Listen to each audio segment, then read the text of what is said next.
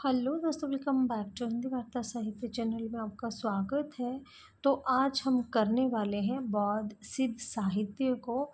ये हमारी 6 क्लास है। ये क्लास हमारी बच्चन की पुस्तक हिंदी साहित्य का दूसरा इतिहास की उत्तीर्ण सीरीज़ है, जिसकी आज ये 6 क्लास है। तो चलिए फिर जल्दी से वीडियो को शुरू करते हैं।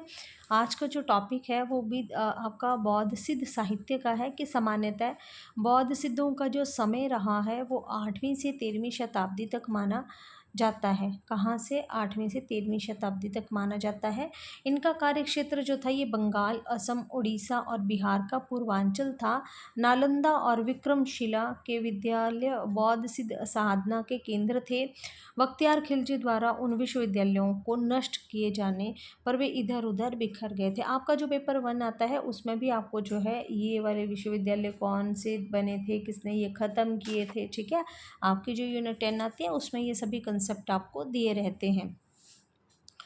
बोला इन बौद्ध सिद्धों का संबंध बौद्धों की महायान शाखा की अनेक उपशाखाओं में से वज्रयान शाखा से था। अब जो सिद्ध थे ये किस शाखा से जुड़े हुए थे? वज्रयान शाखा से।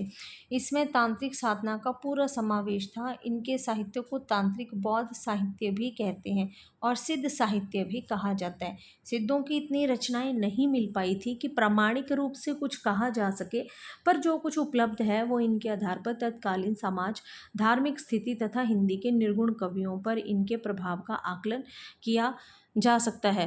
बोला इधर कुछ विद्वानों ने जोखिम उठाकर तिब्बत, नेपाल जाकर कुछ कृतियों का उद्धार भी किया। इनके साहित्य के संपादन कार्य का शुभ आरंभ पाश्चात्य प्राच्यविद वेंडल ने जो था वो किया था। यानी कि आपके जो सिद्ध थे इनकी जो ये था आपका संपादन कार्य था सिद्ध साहित्य का, वो सबसे पहले जो था इसका शुभ आरंभ वेंडल के द्वारा किया गया। ये बच्चन की पुस्तक के अनुसार आपका जो है आंसर होगा। आगे है कि बाद में आपके जो है वो महाउपाध्याय हरप्रसाद शास्त्री ने कुछ सिद्धों के चर्या गीतों और दोहा कोश का बोध गान और दोहा नाम से सन 1917 ईस्वी में संपादन प्रकाशन किया। इनकी पांडुलिपि उन्हें नेपाल से मिली थी।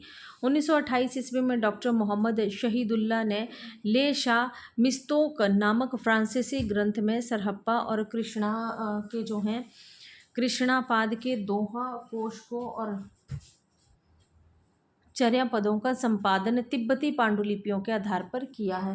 प्रबोध चंद्र बागची का द्वारा तिलोपा, सरहप्पा, कणहप्पा आदि के उपलब्ध दोहों को दोहा कोश के नाम से छपवाया था। ठीक है, किसके?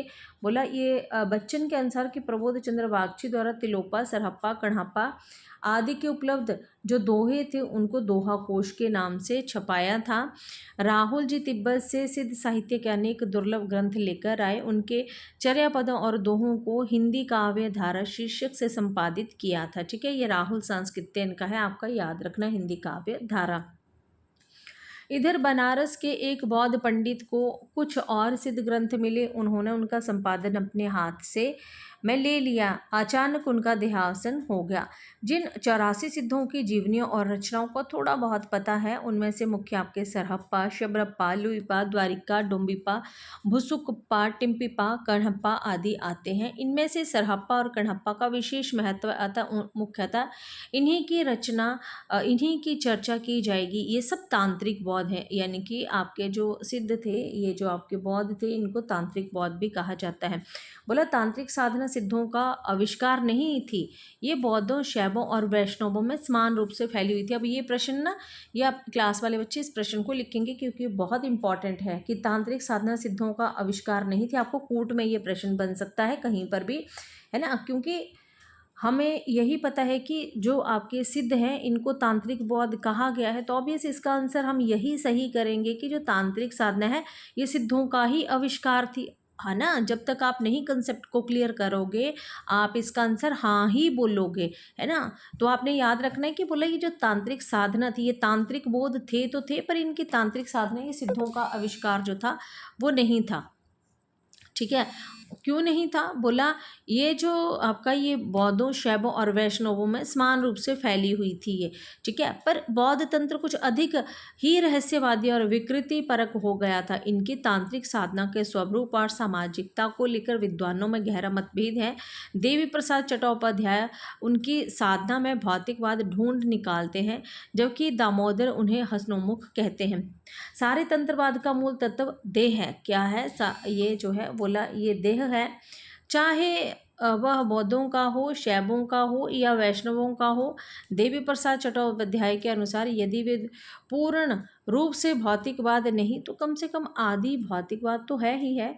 कुलार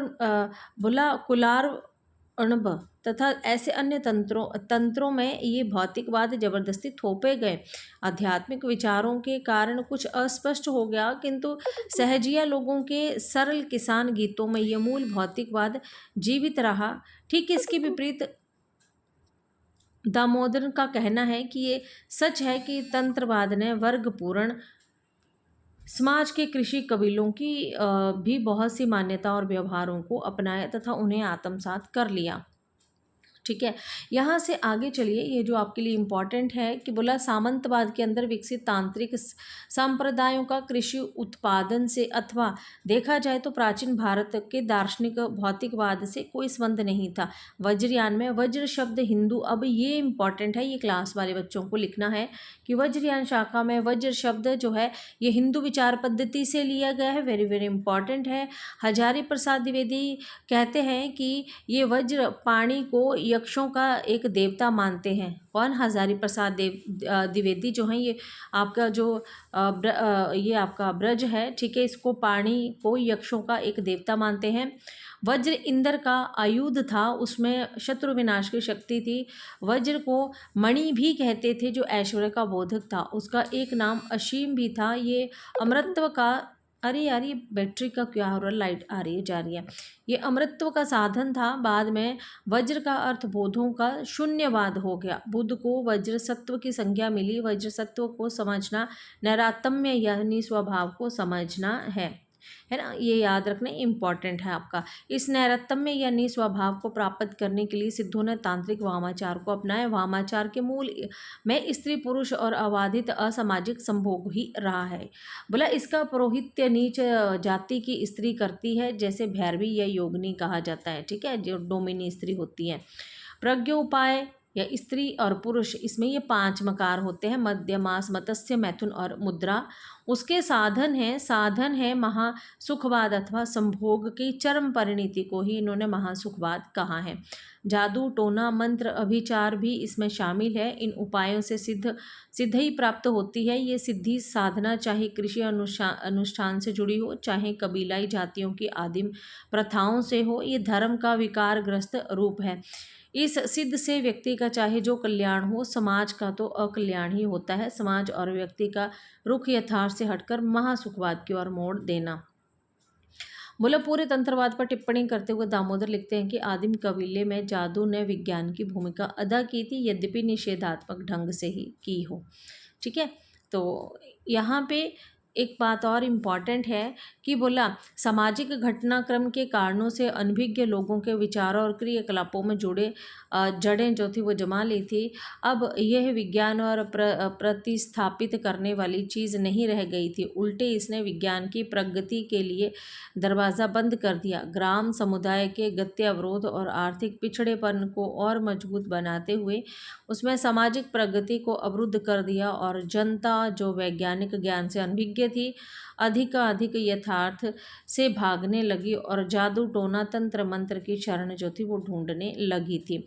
यहाँ पर भारत में तंत्रवाद की यही पृष्ठभूमि है कि भुवनेश्वर, पुरी और खजुराहो के मंदिर कला की दृष्टि से कितने ही महान क्यों ना हो, इसी महासुखवाद के प्रतिबिंब है। इसलिए नाथों ने महासुखवाद जो था के विरुद्ध योग का समर्थन जो था वो किया था। ठीक है, बहुत इंटरेस्टिंग है क्योंकि आपके जो सिद्ध थे ना ये डोमिनी स्त्री का भोग करते थे। डोमिनी स्त्री होती है वैश्य। ये सोचते थे कि हमारी तंत्र साधना तभी सफल होगी जब हम डोमिनी स्त्री का भोग करेंगे। और जो आपके नाथ और सिद्ध हैं ये दोनों ही वज्रयान शाखा के थे, पर जो सिद्धों में ये पंचमकार की जो प्रवृत्ति आ गई थी, भोग विलास की प्रवृत्ति आ गई थी, उसी प्रवृत्ति से मतलब आहत होकर या उससे दुखी होकर हम कह सकते हैं कि नाथ जो थे ये सिद्धों से अलग हो गए थे और नाथों ने अपना एक अलग संप्रदाय नाथ संप्रदाय जो था वो चला लिया था। ठीक है, तो आज हम इतना ही करेंगे। अगली वीडियो में हम जो है वो सरहप्पा के बारे में पूरा डिटेल के साथ पढ़ने वाले हैं। ठीक है, ये आपका इम्पॉर्टेंट था जो मैंने आपको यहाँ पर बताया है ना। जहाँ पे लिखने वाली बात होगी वो मैं आपको बता दूँगी। ये कंसेप्ट हैं जो आपको समझने हैं सरहप्पा का जो है, तो इसको हम कल करते हैं। आज वीडियो को यहीं ख़त्म करते हैं, तो मिलते हैं नेक्स्ट वीडियो में। तब तक के लिए धन्यवाद।